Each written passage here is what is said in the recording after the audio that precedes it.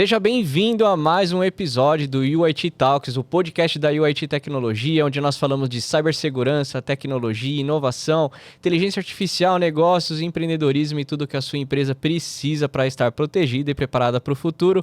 E o tema de hoje nós vamos falar sobre SOC. Será que a sua empresa está necessitando e preparada para ter um centro de operações de segurança para proteger e estar à frente das ameaças? O convidado de hoje vai explicar para nós o que é um SOC e ajudar a gente a definir quando e qual é o motivo que você precisa ter isso dentro da sua empresa. Danny Roger é o nosso convidado de hoje. Danny, muito obrigado pela oportunidade de você estar aqui conosco falando sobre um tema tão importante para os nossos clientes e ouvintes. Não, obrigado pelo convite, é um prazer estar aqui, né?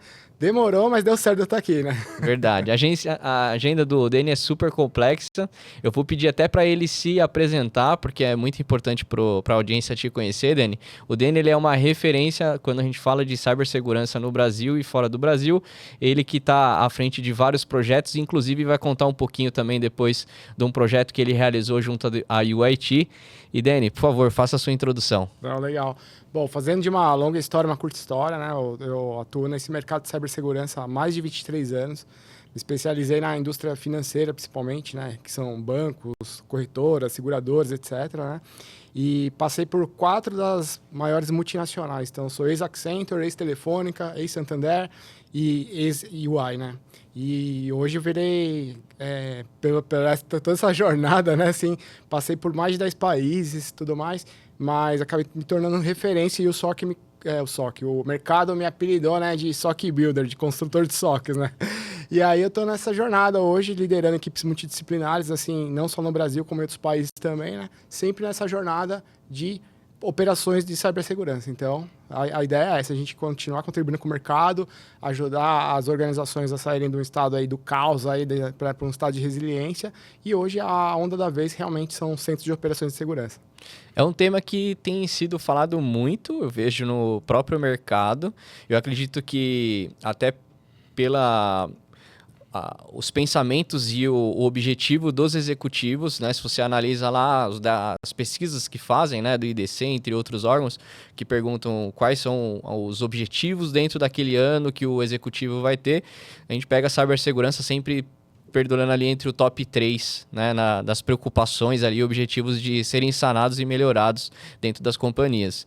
E aí, obviamente, quando a gente aprofunda dentro da cibersegurança, né, de segurança da informação, você entra em alguns temas e o SOC, ele tá como, acho que um dos temas principais, junto ali até como inteligência artificial, quando a gente fala de segurança, SOC é a palavra da vez. Eu vejo muita dificuldade também das pessoas entenderem o que é realmente um SOC, né? Porque muitas vezes as pessoas lidam com aquelas imagens super bonitas, né? Cheio de TV, acham que os gráficos, que o SOC é uma ferramenta, um produtinho que você pega na prateleira e coloca ali, e é muito mais que isso. E eu acho que esse episódio vai trazer um pouco de clareza para as pessoas que nos ouvem justamente por isso. Então, para começar, eu queria que você até explicasse para a nossa audiência o que é um SOC, o que esse tema que tem tanta relevância no momento é algo que as empresas precisam realmente olhar com mais carinho. Até assim, dando uns passos para trás, o que está acontecendo é exatamente isso. O tema de cibersegurança, ele está entre os top 10 a nível do mundial, assim, o Fórum Econômico Mundial, ele mostra as tendências do que vai acontecer na economia. Então, assim como o Covid, né, em 2020 parou a economia mundial, a próxima onda que vai parar a economia mundial são temas relacionados à cibersegurança. Ou seja, cada vez mais, por que isso está na mesa dos executivos? O tema cibersegurança está na mesa dos executivos e aí a gente vai chegar no SOC, né? Porque cada vez mais as organizações estão saindo do modelo tradicional de fazer negócio e indo para o modelo digital. Então, quando eu saio do modelo tradicional e vou para o modelo digital, que é a agenda de transformação digital, eu preciso construir uma arquitetura nova. Ou seja, a forma como eu vou lidar no dia a dia da minha organização muda, eu vou construir uma arquitetura nova. É como se você construísse você morasse numa casa na praia e agora vou mudar para o campo. Ou seja, vou usar outro material para construir a casa, vou ter que tratar o terreno de outra maneira. Então, assim, a arquitetura muda, a arquitetura mudando. As atividades do dia a dia mudam, ou seja, a forma como eu fazia as coisas mudaram. Perfeito. E aí entra a questão dos recursos humanos. São as pessoas que vão trabalhar nesse dia a dia. Então, com toda essa agenda, as empresas perceberam que os riscos saíram do mundo real, porque elas foram para o mundo digital, e saíram do mundo real e foram para o digital. E quando você coloca o seu negócio, o seu dinheiro, né, o seu ativo, que é igual como se você comprasse um apartamento, é seu ativo, e aí você não vai fazer seguro contra incêndio, você não quer que o seu prédio, lá onde você vai morar, o condomínio que você vai morar, tenha, por exemplo, para chegar no SOC. Eu tô aqui no Brasil, né? Essa semana eu tô aqui no Brasil, e aí o local onde eu tô hospedado tem uma porta que tem uma biometria facial para entrar. Aí, legal, passei pela biometria facial. Depois, o porteiro tem que abrir a segunda porta. Aí, para eu chegar no hall de entrada, eu tenho uma outra biometria facial. Aí, quando eu entro no elevador, eu tenho que digitar uma senha lá. Os números lá que vão me levar no andar que eu quero. E tudo isso tem o pessoal da segurança monitorando o meu comportamento lá dentro do edifício. Então, trazendo isso para o mundo digital, né, trazendo até a questão do SOC, o SOC, ele é o que, eu até brinco, é o que mantém o dinheiro no bolso dos acionistas do dono da empresa. Nós que trabalhamos com o SOC, protegemos os ativos. Quais ativos? Os ativos corporativos. Em que sentido? Nós identificamos as agressões virtuais, porque hoje a organização ela tem toda uma superfície digital, né? Uhum. E essa superfície digital ela sofre agressões virtuais. Externas ali. Isso. E aí nós conseguimos identificar essas agressões, conseguimos fazer a contenção dessas agressões e, em alguns casos, também responder a um ataque cibernético. Então, assim, hoje o SOC é o que mantém praticamente o negócio de pé. Se você vai para um modelo digital sem uma operação de cibersegurança, você vai entrar com certeza numa agenda que a gente chama de gestão de crise. Então, você tem 2 momentos da sua vida. Quando eu entrego o cartão, Rafa, para uma pessoa, eu falo assim, guarda o meu cartão porque você vai precisar por 2 motivos.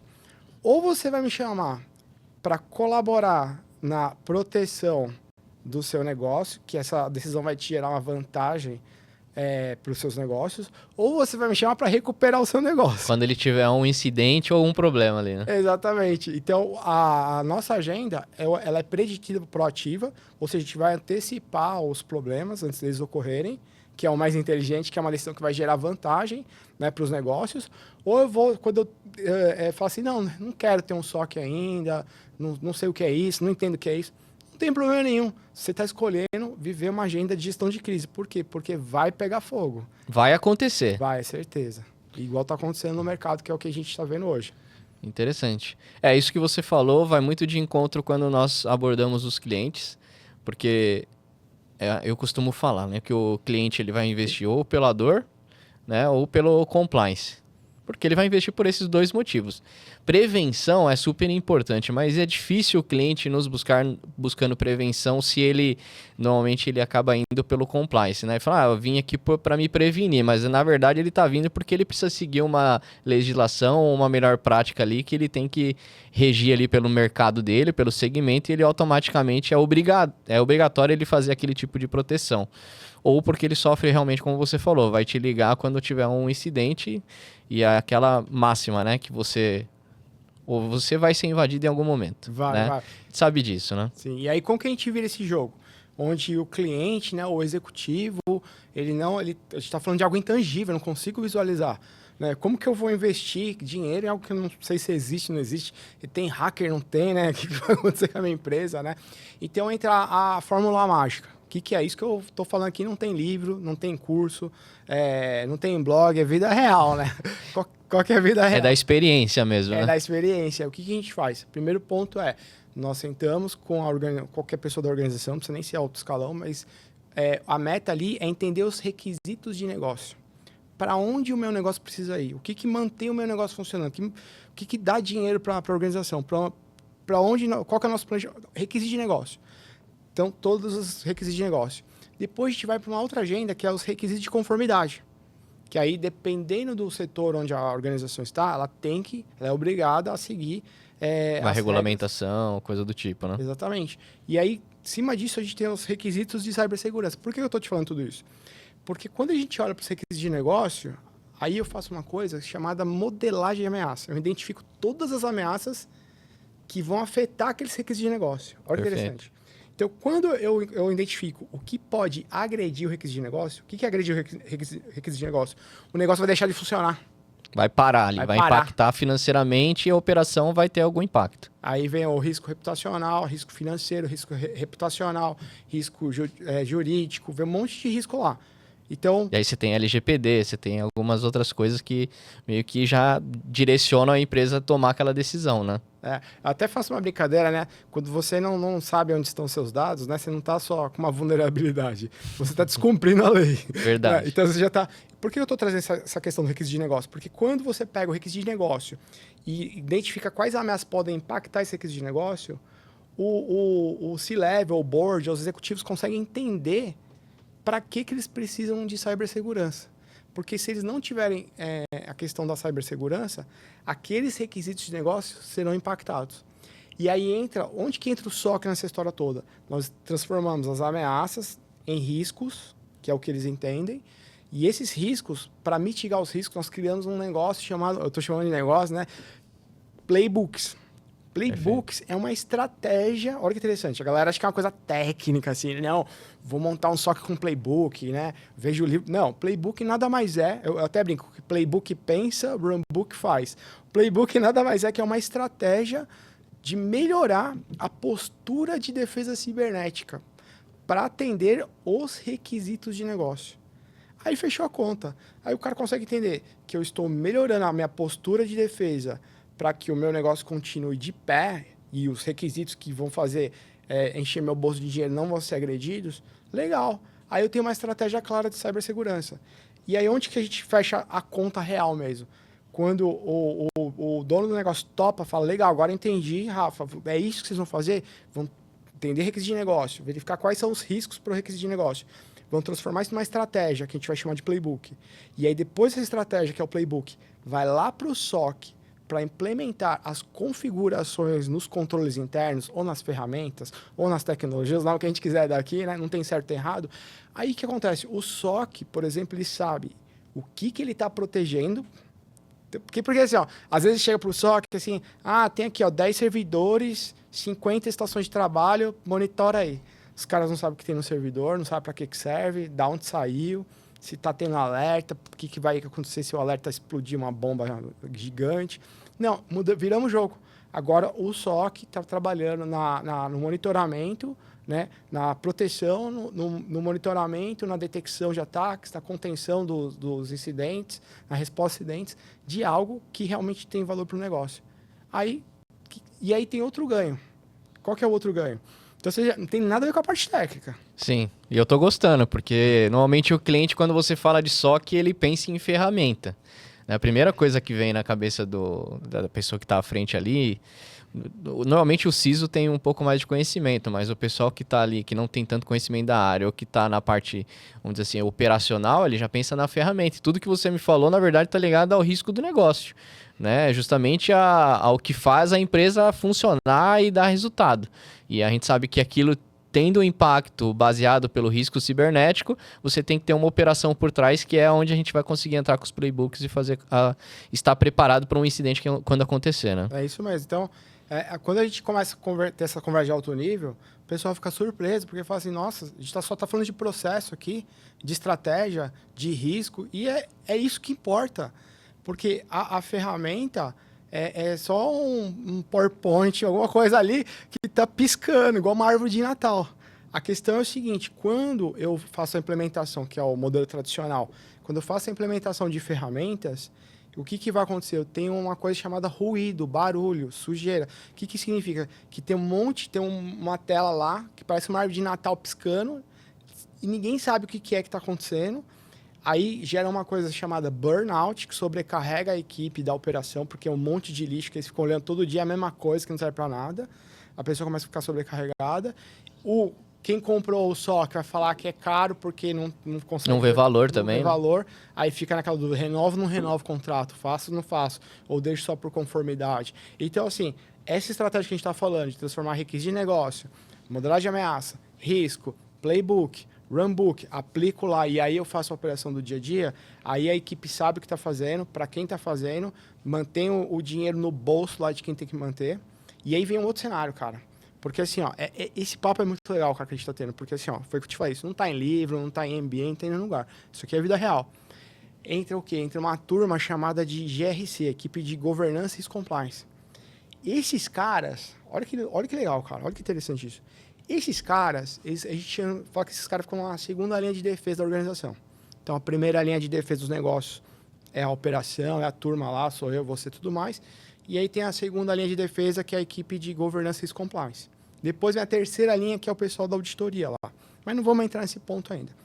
Os caras de GRC são que identificam os requisitos de negócio, geralmente, e transformam esses requisitos de negócio em riscos. Então, olha que interessante. No mundo ideal, vamos dizer assim, quem deveria montar esse playbook é a área de GRC. E aí, a área de GRC trabalha ombro a ombro, lado a lado com a operação, com o SOC, para transformar em realidade todo aquele planejamento estratégico que é a implementação das iniciativas estratégicas que vão melhorar a postura de defesa cibernética para garantir que os requisitos de negócio continuem top das galáxias, tudo verdinho lá que a gente fala, né? Os indicadores, tudo verdinho lá. Então, a gente já está falando de um modelo de negócio já ombro a ombro, onde eu tenho uma área de GRC e tem um SOC. Ah, Dani, mas a minha organização não tem uma área de governance e compliance.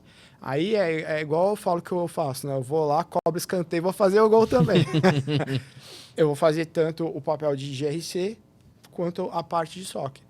E aí, para fechar a história desse casamento, desses dois mundos, olha que interessante. Você tem uma coisa chamada plano de resposta a acidente. Tá. Por que eu estou falando do plano de resposta a acidente? Porque quando uma organização contrata um serviço de um SOC, eles acham que a gente vai caçar o hacker, vai acionar a polícia, prender, botar na cadeia, vai fazer tudo. Bem de filme, né? Bem de filme. E, na verdade, o SOC, ele não resolve... Olha que interessante, o SOC não resolve incidente. SOC detecta o incidente, SOC investiga o incidente, SOC reporta o incidente. Porque quem resolve o incidente é um time multidisciplinar. Porque, vamos lá, uma empresa teve uma exfiltração, um vazamento de dados. Cara, eu vou ter que falar com a mídia. Porque geralmente nas empresas ficam sabendo que foram invadidas na capa do jornal. Né? Na capa lá Da pior forma possível, né? nos grupos de WhatsApp. Né? O que a gente está falando aqui? A gente está falando de um modelo que eu preciso ter alguém que vai se relacionar com a imprensa. Não é o SOC. Eu preciso de alguém que vai tratar com o órgão regulador lá. Não é o SOC.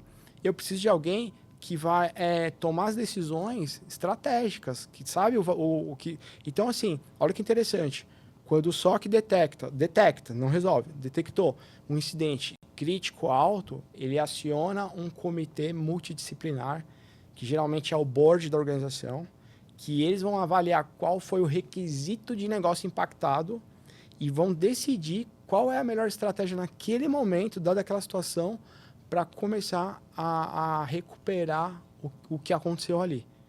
Aí a gente entra numa agenda de gestão de crise. Olha que interessante. Super legal. E aí você está avaliando basicamente o risco que você tem, o que está sendo impactado e o tempo para você, para todo o impacto que você vai ter durante esse período que você vai precisar estar Sim. resolvendo, né, esse incidente, vamos dizer assim, né? É muito legal esse bate-papo, porque a gente vai desmistificar muita coisa aí, até para quem está contratando serviço de SOC, porque depois o cara fala assim, meu SOC não funciona. Não é E gera uma expectativa também de todos os lados, né? Ele não tem o plano de resposta a acidente. Aí entra uma outra agenda, que é o plano de continuidade de negócio. Olha o ecossistema em volta do SOC.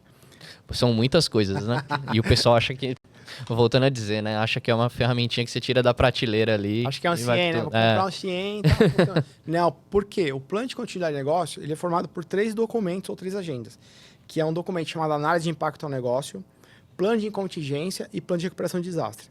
Tá, Adri, mas por que você está falando desse mundo aí? Pelo seguinte, Quando eu faço o trabalho da análise de impacto ao negócio, eu sei quanto tempo aquele ativo pode ficar indisponível. Então, lá no documento está escrito, olha, esse ativo aqui, sei lá, o nosso e-commerce, ele só pode ficar indisponível 1 hora. 1 hora, porque fora disso a gente vai ter um prejuízo gigante, e aí, etc. Bom, legal. O SOC, ele olha lá, incidente no ativo tal, que é o e-commerce. O que o cara do SOC vai fazer? Ele vai olhar lá no BIA, no análise de impacto ao negócio, qual é o tempo máximo que ele tem para recuperar, para responder aquele incidente. Aí ele leu lá no documento, está escrito 1 hora. Aí ele olha para os caras, e aí, galera? Os caras falam, vamos precisar de 10 horas para resolver isso aí. O que o cara do SOC faz? Já aciona o comitê multidisciplinar e fala, olha, estamos com um incidente crítico aqui ao alto, o tempo previsto para recuperação são 10 horas. Aí o que acontece? Eles acionam o plano de contingência, acionam o plano de recuperação do desastre, enquanto o SOC vai trabalhando no outro cenário. Então, Perfeito. olha a agenda, olha assim, ó, é uma esteira assim que hoje, né, eu sei que na IoT, porque eu tô lá desde o nascimento, né, da operação de cibersegurança e tudo mais, a gente vai trabalhar diferente e tudo mais, mas o mercado tá numa pegada, às vezes assim, comercial, não, é ferramenta, aí o cliente fala, ferramenta, tá aqui a ferramenta. Tem ferramenta também. Tem ferramenta. Também, mas não é o principal, o ator principal ali de tudo, né?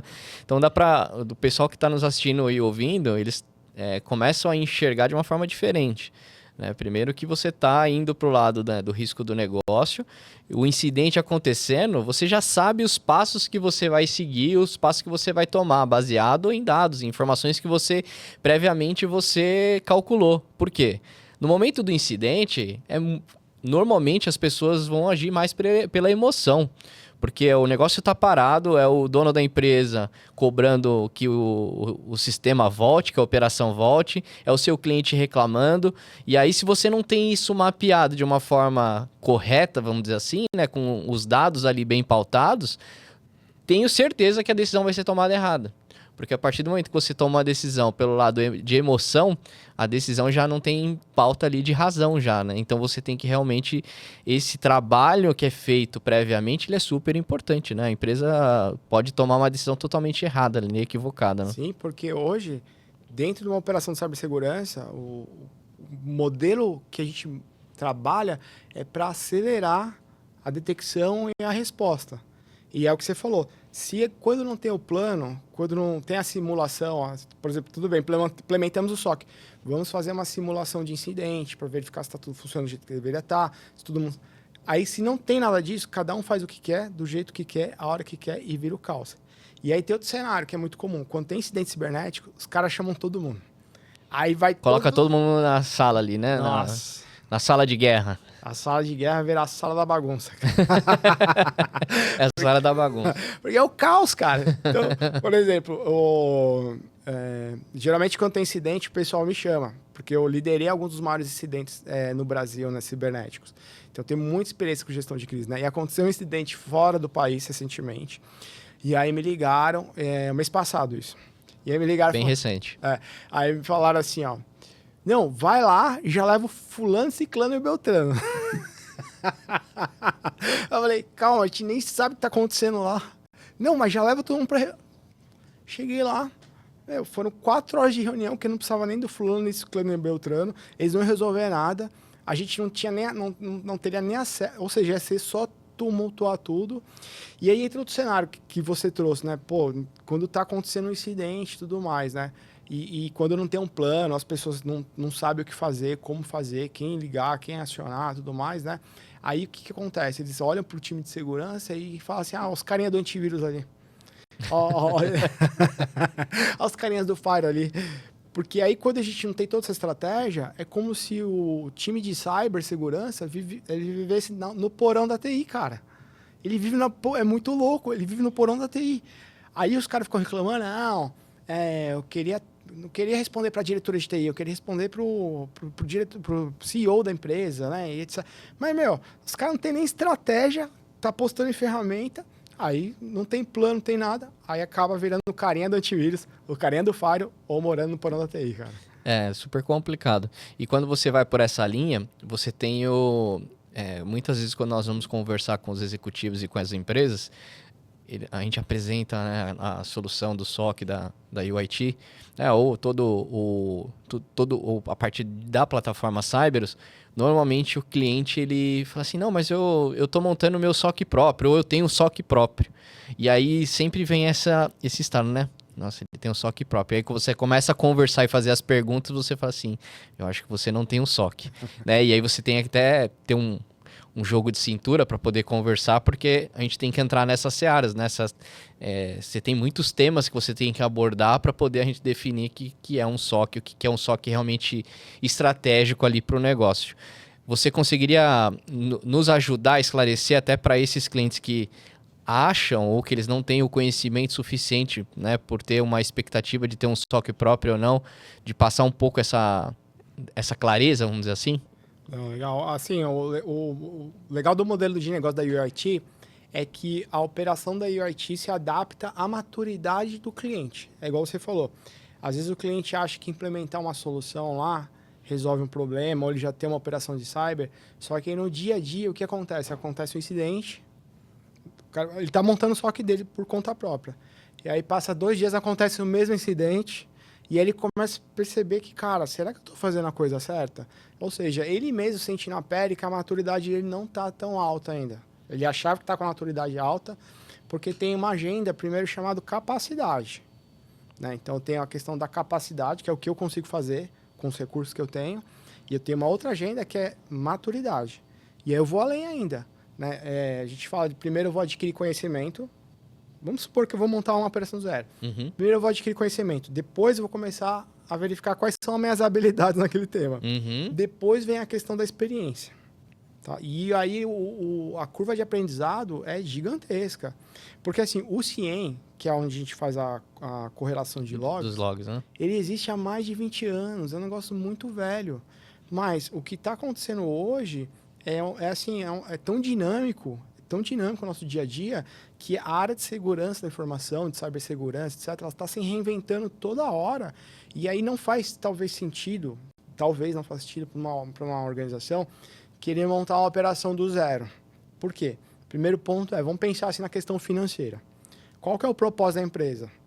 Né? Qual o core business da empresa ali? Quais são os requisitos de negócio? Está lá escrito lá montar SOC? Pô, cara, se não está lá montar SOC, por que eu vou montar um SOC? Acredito que 98% das empresas, 99% das empresas, o core business não é montar um SOC. Bem que eu queria. Te ajudar muita gente.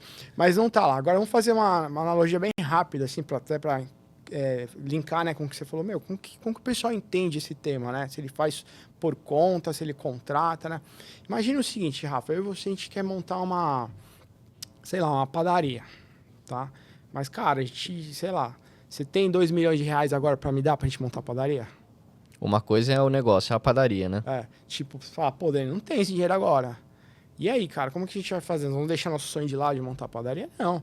A gente pode pegar e montar o que a gente chama de dark kitchen, né? Aquelas cozinhas em casa lá, e entrar numa plataforma digital aí de entregas, e a gente consegue, através do nosso modelo de negócio, atender bairros que a gente não precisa de 2 milhões, não precisa montar padaria, a gente consegue atender o mercado dessa maneira.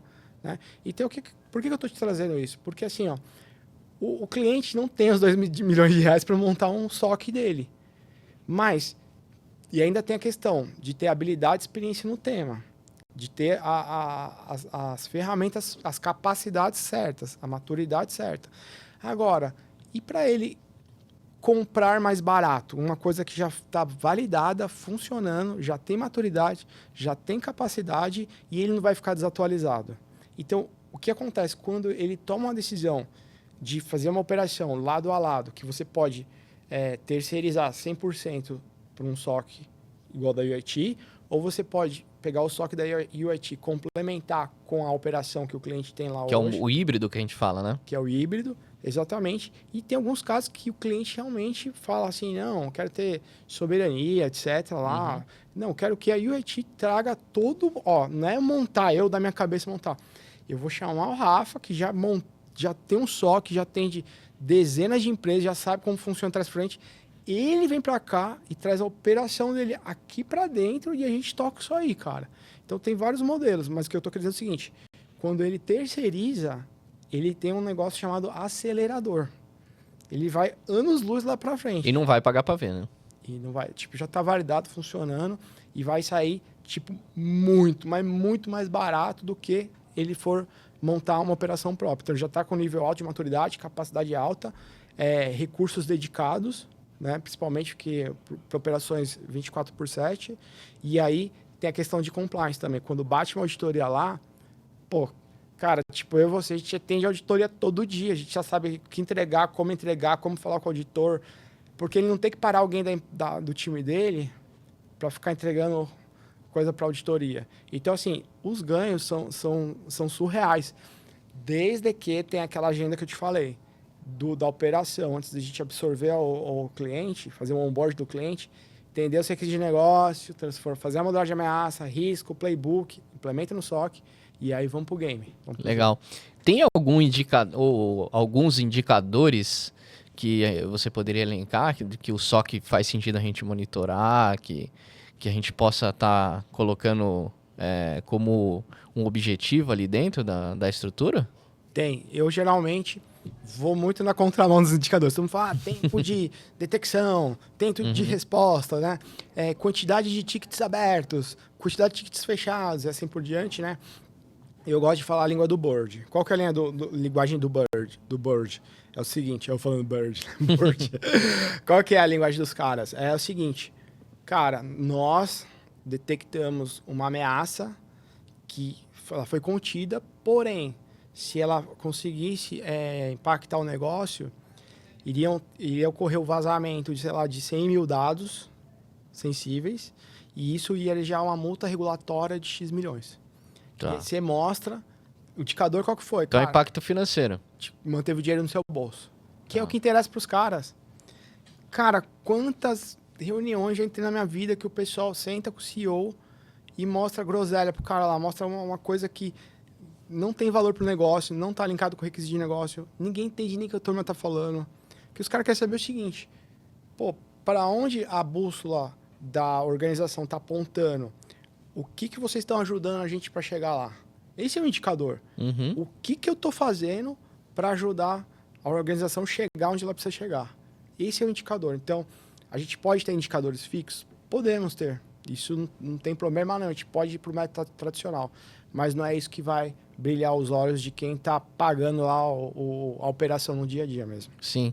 Como é que você tem enxergado essa questão do gerenciamento, da parte de inteligência de ameaças? Porque no SOC a gente acaba passando por esse tema, né? Inteligência ali para poder ter as ameaças o mais controladas possíveis.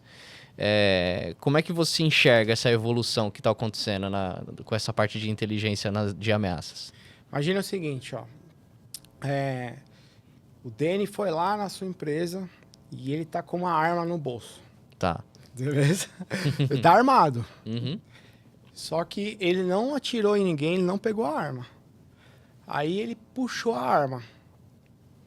Cara, não atirou em ninguém nem nada. Aí ele deu um tiro no Rafa, por exemplo. Aí o que acontece? Quando ele dá o tiro no Rafa, aí aparece lá no SOC lá, ó, o Rafa tá tomando tiro. É isso que aparece no SOCs hoje, ó. O Rafa tá tomando tiro. Eu não gosto dessa agenda. Tá. Eu gosto da agenda seguinte, linkando com a sua pergunta. Identificar quem tá armado, se é do bem, se é uma pessoa do bem ou do mal, a gente não sabe, mas tem que monitorar. E antes da pessoa sacar a arma, a gente já parar ali a brincadeira, que é a caça de ameaças que a gente fala. Para isso acontecer, eu preciso ter uma coisa chamada dados. E olha que interessante. Então, hoje, o pessoal acha que os caras do SOC, né, tem que entender de firewall, de antivírus, de data loss prevention, né? Cara, a gente tem que entender de dados. Por quê? O que eu faço? Eu coleto dados da superfície tecnológica da organização, que é o que a gente tudo isso que você falou também, né? chamado telemetria. Essa telemetria vai para um data lake, vai para um lugar lá que foi armazenado. Dentro desse data lake, eu preciso de 3 peças mágicas, que é o machine learning, análise comportamental e inteligência artificial. E baseado nesse cenário, ele vai pegar todos os dados e vai identificar, porque assim, todo ataque cibernético, ele tem um comportamento. Tipo, a gente já sabe como vai acontecer a coisa. Que é um comportamento normalmente comum entre os incidentes, né? Exatamente. Por isso que a galera fica falando de ISO 27001, a galera fica falando de NIST, e lá no SOC a gente não usa nem a ISO, nem o NIST, a gente usa o MITRE ATT&CK. Por quê? Porque o MITRE ATT&CK nada mais é que uma estrutura de trabalho, um framework que avalia comportamento de um atacante. Então, com esses dados, a gente consegue fazer a avaliação do comportamento. Baseado no comportamento, aí o SOC ele começa a ter uma agenda proativa, preditiva, que vai se antecipar às ameaças. Então, esses dados podem vir tanto da Dark Deep Web, quanto pode ser dados internos. E a gente coloca tudo isso no Data Lake, que não tô falando de CIEM, tá? A galera às vezes acha que é o CIEM. Não é o CIEM ele só mostra que o Rafa tá tomando tiro, né? Fazendo mais Só o alerta ali, né? Ninguém quer tomar tiro aqui, a gente quer fazer a contenção das ameaças. Ah, Dani, dá um exemplo prático disso aí. Imagina o seguinte, eu vou dar um caso real, tá acontecendo. Legal, isso é bem bacana. Acho que aconteceu 3 meses atrás, ou 4, não lembro agora. Bom, o que aconteceu? Um colaborador executou um arquivo chamado wsl.exe. Não é um arquivo malicioso, nada. É um emulador de Linux. A questão é, para que alguém vai executar um emulador de Linux numa máquina Windows? Pode ser um desenvolvedor, pode ser qualquer um. Quando ele rodou o wsl.exe, o SOC já pegou. Não era um ataque, não era um arquivo malicioso, não era nada. Eu só estou emulando Linux. Aí o SOC já colocou a lupa lá. O que o cara fez? Ele foi rodar dentro do Linux, ele foi rodar um negócio chamado Kali, que é uma ferramenta que a gente usa para fazer a invasão. Aí quando ele foi pensar em usar o Kali, a gente já fez a contenção. Então, antes de acontecer tudo isso, a gente já fez a contenção. Então, não apareceu nenhuma... Olha que interessante, não apareceu nenhum alerta. Não tinha nenhum alerta. E aí a gente entra com essa gente de caso de ameaça. Muito legal esse exemplo. Que aí, o que acontece? Diminui risco para o negócio, diminui incidente, e aí o SOC trabalha com inteligência, e não de forma reativa. Porque se ele ficar trabalhando de forma reativa, é como se ele fosse um NOC, que ele pega o alerta e reporta para alguém. Que é o que nós temos mais visto no mercado, né? Muitas vezes a gente conversa com os clientes e eles estão insatisfeitos com os parceiros atuais, ou muitas vezes com a própria estrutura, porque passou por um incidente ou foi cobrado por alguma normativa e porque não estava entregando o que precisava. E aí, na verdade, o que nós vamos, na prática, vamos notar ali é que ele não tem, na verdade, essa estrutura toda. Ele tem um NOC que fica monitorando ali periférico, dispositivo e só toma ação reativas, né? Exatamente. E aí, por exemplo, tem outro termo técnico que a gente usa que são os IOCs, né? Que são os indicadores de comprometimento. Nada mais é, traduzindo em português, que as pegadas que o bandido vai deixando no ambiente. Legal. Então, assim, antes do bandido chegar lá no cofre, ele teve que caminhar até o cofre.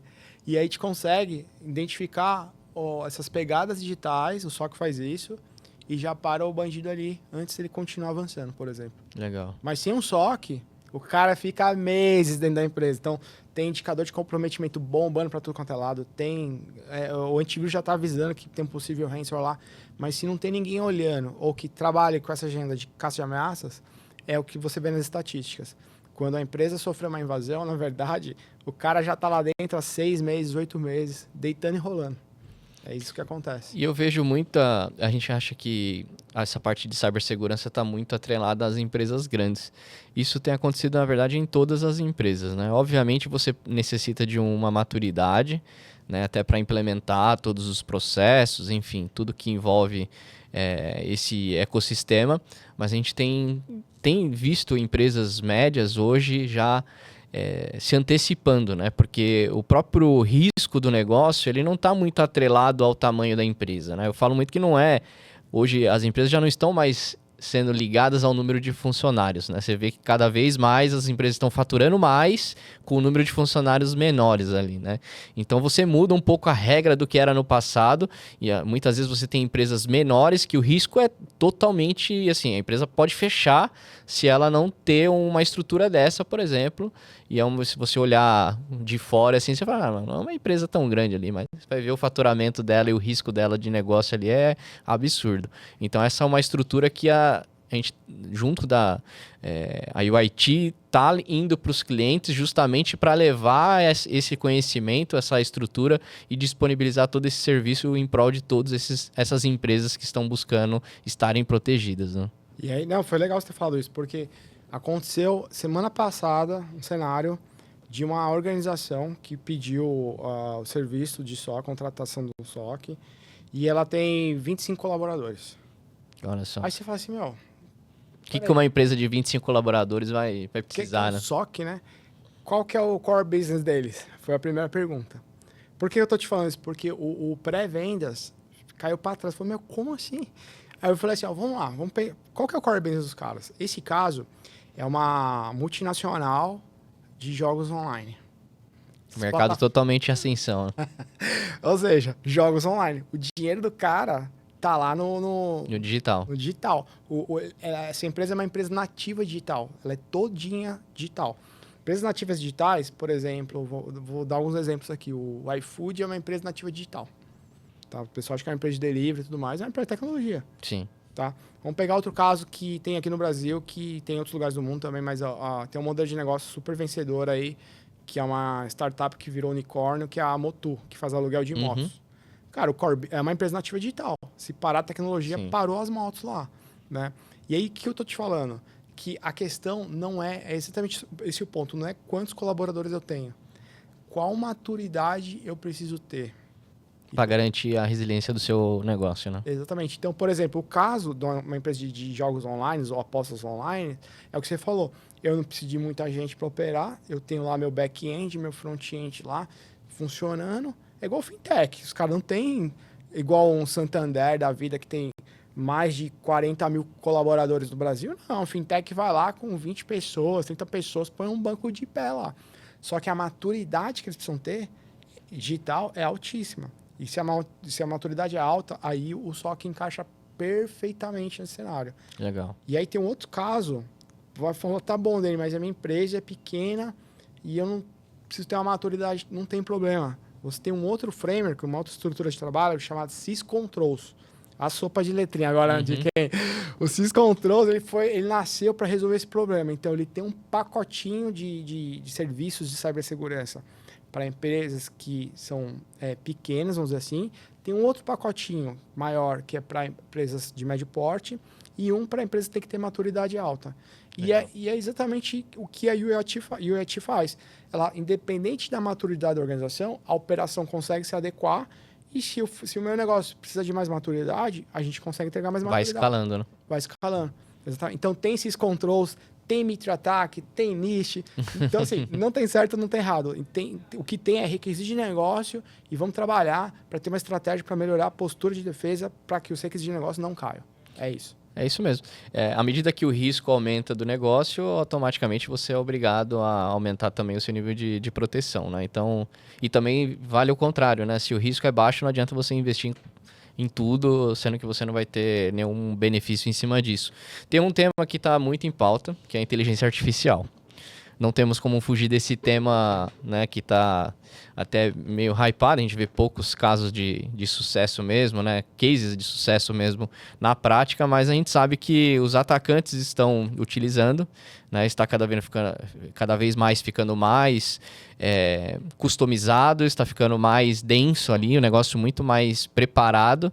E automaticamente do nosso lado, na proteção, nós temos que investir nesse tipo de tecnologia. Você deu algumas pinceladas ao longo das suas falas a respeito da inteligência artificial, mas como você tem visto a inteligência artificial quando a gente fala na questão de ameaças e do SOC como um todo?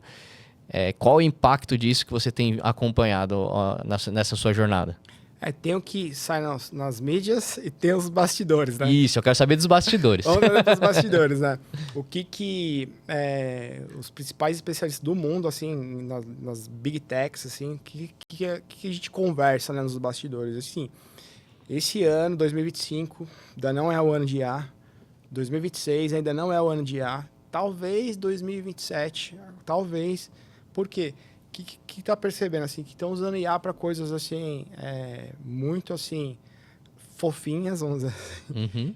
E o que o pessoal realmente quer é tentar, estou usando a palavra tentar, que é o que está acontecendo, fazer a automação dos analistas nível 1 e nível 2. Tá. Pensando numa operação de cibersegurança. Então, hoje, já existe... Para isso funcionar, eu preciso de dados. Então, eu tenho uma agenda antes da IA funcionar, que é uma agenda de governança de dados. Então, o que eu preciso fazer? Eu preciso pegar os dados de um monte de lugar, jogar num outro ambiente que não tem nada a ver ainda com o SOC, com o CIEM, nada disso.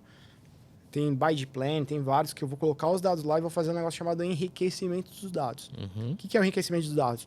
Para chegar na IA, tá? Para a IA funcionar. Eu vou chegar ao seguinte, cara, chegou um evento aqui, dado cru, ainda não está lá no SOC, no lugar. Aí eu vou falar assim, esse dado aqui é do Rafa, então eu vou lá e falo assim, o Rafa, ele mora em São Paulo, isso não tem em nenhum lugar escrito nenhuma tecnologia, aí eu tenho que incluir essa informação no dado, que é o que a gente chama de tagueamento.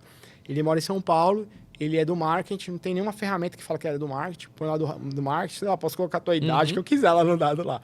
E aí eu enriqueci os dados. Com esse enriquecimento de dados, aí a inteligência artificial consegue fazer o trabalho dela.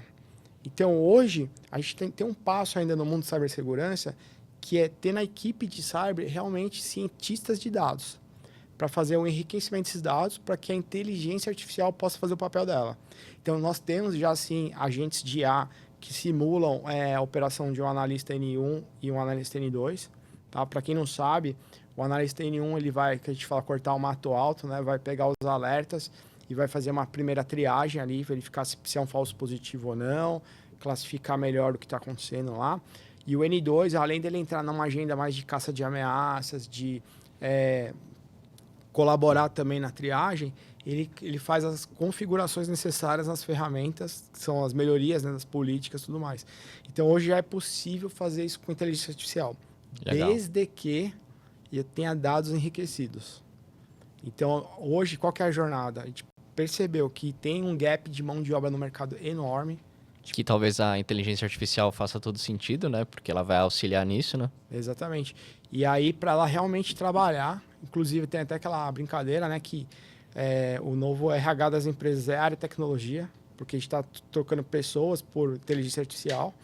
Mas para a cibersegurança, a gente ainda precisa de enriquecimento de dados para que a inteligência artificial consiga tomar decisões ali do que ela vai fazer de próximos passos.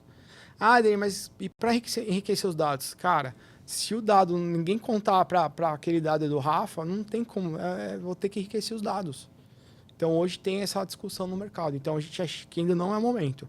A gente tem inteligência artificial para analisar os indicadores, as pegadas digitais lá, para monitorar um VIP. Então, por exemplo, se sair dado do Rafa na Dark Deep Web, eu quero ficar sabendo. Então, hoje tem vários robôs de inteligência artificial hoje que conseguem fazer isso, mas para uma operação de SOC mesmo, o nível de automação tá que eu tenho uma camada tecnológica que vai até um ponto e depois desse ponto, onde vai entrar uma triagem propriamente dita, a gente tem a camada humana, que são os N2 e os N3. O N3 já faz o time de resposta a acidente, propriamente dito. Legal. Bacana.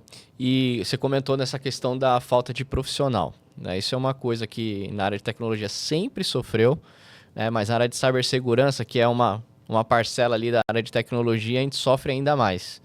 A UIT, ela forma muitas pessoas, muitos profissionais e, obviamente, é um mercado super aquecido. Tivemos a pandemia para ainda dar uma aquecida nesse mercado, né? Porque você tem a competição externa com o mundo pagando com uma moeda forte e aí você tem que competir com esse mercado. Mas eu vejo também uma grande oportunidade da gente ser um grande incentivador das pessoas entrarem na nossa área, né? Entrar na área de cibersegurança, que não é uma área, eu falo que não é uma área tão bonita, Sim, não é uma área tão desenhada, né, que chama a atenção dos jovens, mas eu acho que assim, é uma área que está em ascensão e ela tem a chamada atenção pela questão financeira, obviamente, mas principalmente pela oportunidade de você estar atuando com várias frentes, né, em vários tipos de abordagens.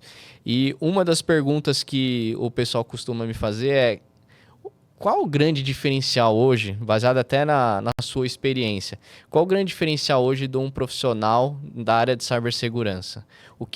Ele tem alguma característica diferente? O que é a pessoa para ela se destacar na área? O que você enxerga? Como é que você tem visto essa questão? Vou te responder com a pergunta que eu faço em todas as reuniões que eu vou para o cliente. Eu não abro PowerPoint, eu não abro nada. Eu sento numa mesa de reuniões e só faço uma pergunta para o cliente: qual problema você precisa resolver que você não conseguiu resolver até hoje? Por que eu estou te falando isso? Porque, primeiro ponto o profissional que trabalha com cibersegurança, ele tem que ser muito criativo. Porque nós ficamos caçando problemas para resolver. Então, o primeiro ponto é criativo e autodidata. Então, o perfil do cara de cyber é um perfil autodidata.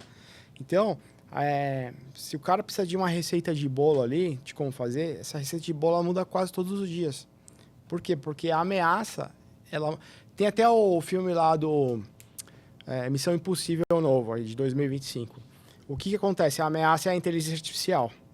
E aí o time do Missão Impossível é o SOC. Os caras detectam a ameaça e tem que ir lá responder ao incidente da ameaça. Só que o que acontece? A todo momento que a inteligência artificial ela vai mudando a estratégia dela lá, a equipe tem que improvisar, do filme da resposta ao incidente, eles têm que improvisar, se adaptar para aquele contexto e começar a fazer a resposta ao incidente ali. Então, eles sabem o que fazer, como fazer, quando fazer, mas eles têm que ficar mudando. O cara, só que na hora que ele vai desarmar a bomba lá, ele toma uma facada e está quase morrendo, então ele tem que tampar o buraco aqui, desarmar a bomba. Então, assim, o perfil do profissional que trabalha na área de segurança, ele é um perfil autodidato, é uma pessoa que ela tem uma capacidade criativa muito grande. Então, assim, para mim, por isso que eu ministro vários cursos de formações para certificações internacionais, gratuitamente, que são gratuitos. Bacana. Eu ministro o curso da formação da ISO 27035, que é de resposta ao acidente, do NIST, da ISO 27001, do SOC CMM, que é de maturidade, assim, vários outros cursos. Inclusive, se você não segue o Dani no LinkedIn, ele só posta coisa boa. Eu não sei como você não é top voice ainda. Então, obrigado aí. Eu sempre estou contribuindo com a comunidade lá, né? E a ideia qual que é? Realmente, a gente levar a turma para um cenário de autoconhecimento, muita questão de comportamento. Igual eu falo assim para o pessoal, você não precisa ter uma certificação. A certificação não resolve o problema. A certificação prova que você estudou para passar numa prova. Uhum. É isso. Mas o que a gente quer hoje na área de cibersegurança são profissionais autodidatas que tenham a capacidade de se adaptar ali de acordo com a realidade. Ele tem inteligência emocional, que é o que você falou na hora da crise.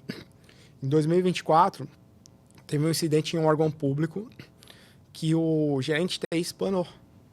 Espanou assim, ele não aguentou o tranco ali. Ele foi para o hospital porque, psicologicamente falando, ele começou a ter dor de cabeça, reação alérgica, era tudo emocional. Fazia exame e tudo, e aí... Não tinha nada. Não tinha nada. E aí, o que aconteceu? Ele desistiu do cargo, ele falou, não quero mais... Por quê? Porque não teve inteligência emocional para lidar com aquela situação de crise lá. Então, hoje, nós que trabalhamos com cibersegurança, a gente está o tempo todo numa agenda de gestão de crise.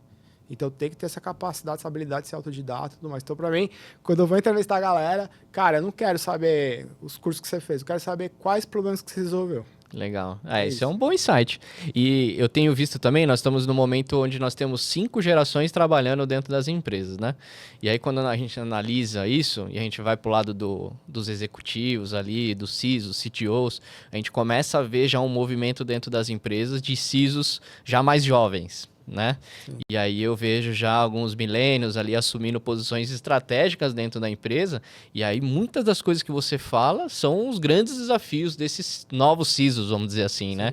E que tipo, eu queria que você me desse um insight para esse novo CISO, que a pessoa que está subindo de cargo ali e assumindo um papel de CISO, né? Que é uma grande necessidade do mercado, inclusive, né? Que tipo de dica que você daria, se é que tem uma única dica, acredito que dá para discorrer um outro episódio só disso, mas que tipo de informação que você traria para essa pessoa que está assumindo o cargo de CISO ali? Quando você sai ali da cozinha, vamos dizer assim, da área de tecnologia de cyber e vai para uma posição de liderança, você vai nadar com os tubarões. E aí todos os holofotes viraram para você. Então, o primeiro ponto é que todo mundo vai ficar olhando se você está acertando, está errando, em qualquer reunião, em e-mail. Então, assim, você sai de uma agenda totalmente técnica para uma agenda totalmente comportamental. E aí, as pessoas, quando vão para fazer essa transição, né, do mundo de coordenador de TI ou coordenador de cibersegurança para gerente ou para diretor, eles não estão preparados na questão comportamental. Por exemplo, eu tenho um mentorado que ele construiu, que é uma das coisas que eu falo, você tem que construir alianças. Ele construiu alianças com todo mundo lá, todo mundo tá gostando dele. Eu falei, mas escuta, de todas as áreas que você construiu a aliança, qual delas se parar para de dar dinheiro para a empresa? Era uma indústria. Aí eram os caras do chão de fábrica. E ele não foi falar com os caras. Eu falei, você construiu aliança com todo mundo. Menos com o pessoal. Menos com o cara lá. É assim, você tem que fazer amizade antes de precisar da amizade. Então, por que eu estou trazendo isso? Que são as questões comportamentais. Então, hoje, os soft skills, né, que a gente fala. Uhum. Inclusive, até o próprio... Eu não lembro se é o Fórum Econômico Mundial, quem que foi que lançou lá... que a tendência mundial Eu vi é essa soft skills, tudo mais. Então, assim, nossa jornada não é só eu, você, que hoje estamos à frente de grandes negócios, não é preparar só tecnicamente as pessoas, e sim trazer essa agenda também de soft skills, que é a parte comportamental, de como se comportar nesse ambiente com tubarões, que é totalmente diferente. Por quê? Porque entra aquela agenda dos primeiros 90 dias, né? Você avaliar os primeiros 90 dias. Ou você vai ter sucesso, ou você vai ser destronado ali naquele momento. Sim. E tem toda uma agenda ali de que você vai ser avaliado pelas questões comportamentais. E aí tem outro ponto, Rafa, que é o seguinte. Imagina só, os caras, tem muita gente me procura falando o seguinte, cara, eu tô com 50 anos. Eu consigo entrar na área ainda? Eu respondo da seguinte maneira. Hoje, se qualquer pessoa, seja de 50 anos, de 12 anos, começar a estudar inteligência artificial, tá? Tipo, eu e você, Rafa, nós estamos no mercado há mais de 20 anos. O cara vai saber mais que a gente, cara. Então, não é idade. Como eu tenho esse mundo dinâmico, se eu pegar um tema hoje, que vai durar para os próximos 5 anos, cibersegurança, inteligência artificial, pegar só o tema de IA. Qualquer pessoa que não trabalha com tecnologia, se pegar IA hoje, já vai saber mais do que eu e você na área de IA. Então, tem oportunidade para todo mundo, cara. Mas a questão comportamental, né? Como é que eu falo? A parte técnica sempre será importante. Mas o que mais importa é a sua intenção. Se a tua intenção for boa, você vai longe, cara. E os clientes percebem isso na gente. Você sabe isso. Quando a gente vai pra reunião, com certeza. ele olha o teu background técnico, sua capacidade técnica, mas se ele percebe que você tá com uma intenção de só ganhar dinheiro com ele não vai fechar negócio com você. Agora, se ele percebe que a sua intenção é realmente pegar a dor dele, virar sua dor também, vamos resolver isso aí agora, vou tirar esse problema do seu colo agora, aí ele não importa se é bom tecnicamente ou não, ele fala, puta, gostei desse cara. Sim. Então, essa é a realidade que a gente está vivendo hoje. E eu vejo que também o CISO ele tem um grande desafio na parte de cultura, né? Que é uma coisa que melhorou muito o tema de cultura em cibersegurança dentro das empresas, mas ainda é um grande desafio. Por quê? Porque as empresas foram crescendo, primeiro que deixando em segundo plano a cibersegurança, virou uma grande pauta, aí você tem um CISO que assume uma posição, e aí ele olha para dentro de casa, como você falou, chão de fábrica, a empresa investiu milhões, o board já está cobrando resultado, né? Porque existe aquela premissa e expectativa de quando você faz investimento que você vai estar mais seguro. Se acontecer um incidente, pode ter uma grande dor de cabeça. Se não aconteceu, o CISO já vai ter que olhar para dentro de casa de qualquer forma e ajudar desde uma área de RH, né, já colocar isso dentro do onboarding, colocar isso na pauta, né, da própria empresa e fazer com que desde do time de alto escalão ali, vamos dizer, até o time executivo, que vai baixando ali, gerencial para o time de campo, de operação, e todo mundo esteja ali amparado por uma cultura de treinamento, conscientização, que faz totalmente parte de um plano estratégico quando a gente fala de segurança da informação, né? Sim, aí bem legal você ter tocado nesse ponto pelo seguinte, essa geração que está chegando, eles já nasceram no digital. Sim. Então, Que é um perfil totalmente diferente, né? totalmente diferente. E eles parece que já nasceram sabendo fazer resposta incidente. É verdade. Você não precisa nem conscientizar os caras. Ó, minha filha, hoje ela tá com 10 anos. Quando ela tinha 9 anos, ela me mandou um negócio no Instagram lá de fraude por IA usando voz. Tinha 9 anos na época, cara. Já tá antenado. Então ela mesma já falou, olha que legal, pai, estão fazendo isso aí, tá, você pode falar sobre isso. Mas o que eu quero dizer é o seguinte, essa nova geração, é lógico, né, que pô, a empresa tem a cultura dela, ela tem que se adequar tanto à nova geração e tem que achar um meio termo ali, né, na questão de cultura, né, dos ambientes, mas essa construção de cultura, hoje, ela tá cada vez mais igual respirar. Tipo, você respira, você nem sabe o que você tá respirando. Tem que ser natural, né? Tem que ser natural. E a galera que tá chegando, a galera já sofreu tanta fraude no Instagram. Estão acostumados ali.